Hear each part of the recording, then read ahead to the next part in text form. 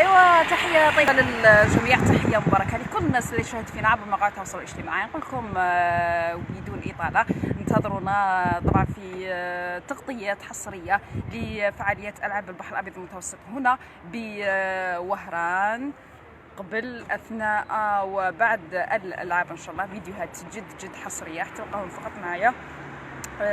تابعونا وما تساقيوش، وكل مره راح يجيكم جديد ان شاء الله. هيا دمتم في رعايه